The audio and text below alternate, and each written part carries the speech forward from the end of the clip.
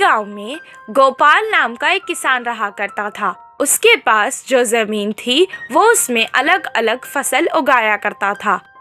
उसके पास एक बैल थी जिससे वो खेत में हल चलाता था और बैलगाड़ी में कभी कभी बांध देता था। बैल सारा दिन काम करके थक जाता था। कभी कभी उसे अपने मालिक पर बहुत गुस्सा आता था, पर कुछ नहीं कर सकता था। वो सोचता था कि एक दिन उसका भी समय बदलेगा। एक दिन अचानक उसके मालिक ने अपने साथ शहर से एक गधा खरीद के ले आए और बैल के साथ उसे भी बांध दिया। गधा बैल के साथ बात करके दोस्ती करना चाहता था। वो उससे कहने लगा, हमारे मालिक तुम्हें अच्छे से देखते हैं।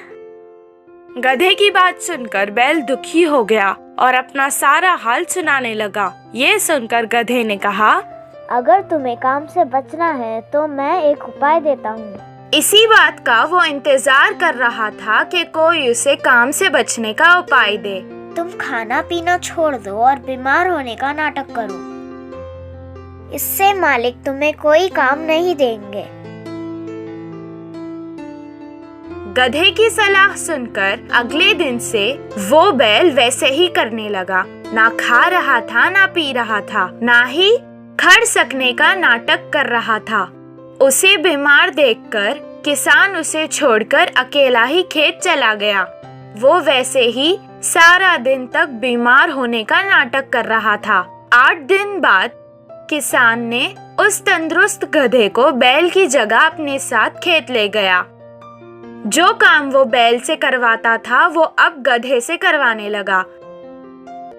सारा दिन मेहनत करने के बाद गधा रात को थक जाता था। बैल को आराम करते देख के वो कहने लगा, अయ్यो, मैंने उसकी मदद करके अपना ही नुकसान कर लिया। बचने के लिए कुछ उपाय सोचना पड़ेगा। सारी रात वो यही सोचता रहा।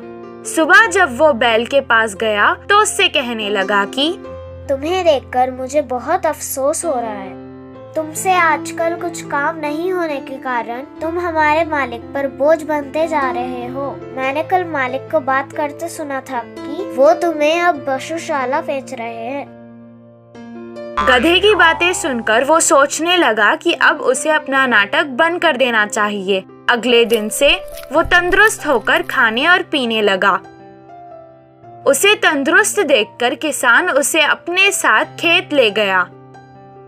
अब वो उससे ही सारे काम करवाने लगा। इससे गधे को आराम हो गया। इस कहानी से हमें ये शिक्षा मिलती है कि कभी कभी किसी को सलाह देने से भी हमें परेशानी हो सकती है।